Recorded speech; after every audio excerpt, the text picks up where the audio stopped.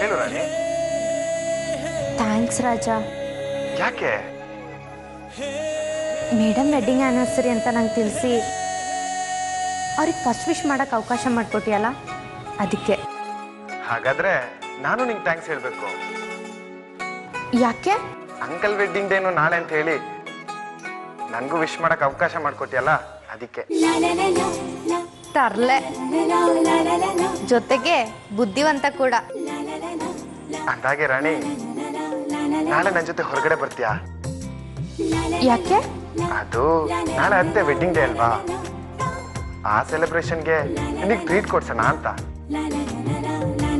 ಸಾರಿ ರಾಜ, ನಾಳೆ ನಂಗೆ ಬರೋಕ್ಕಾಗಲ್ಲ. ಯಾಕೆ ರಾಣಿ?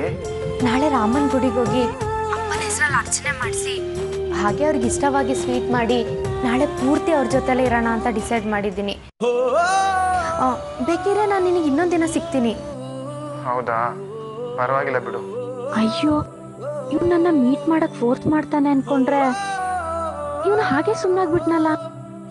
ರಾಜ, ಆಮೇಲೆ ಇನ್ನೊಂದು ವಿಷಯ, ನೀನ್ ನನ್ನ ಹುಡ್ಕೊಂಡು ಬೆಳಿಗ್ಗೆ ದೇವಸ್ಥಾನಕ್ಕೆ ಬರೋದಾಗ್ಲಿ ಅಲ್ಲಿ ಕಂಬ ಸುತ್ತೋದಾಗ್ಲಿ ಮಾಡಬೇಡ. ಅದೆಲ್ಲ ನಂಗೆ ಇಷ್ಟ ಆಗಲ್ಲ. ಅಷ್ಟೇ ಅಲ್ಲ, ಮೇಡಮ್ನ ಜೊತೆಲಿ ಕರ್ಕೊಂಡು ಬರಲೇಬೇಡ. ಓಕೆ, ಬಾಯ್, ಗುಡ್ ನೈಟ್. Good night.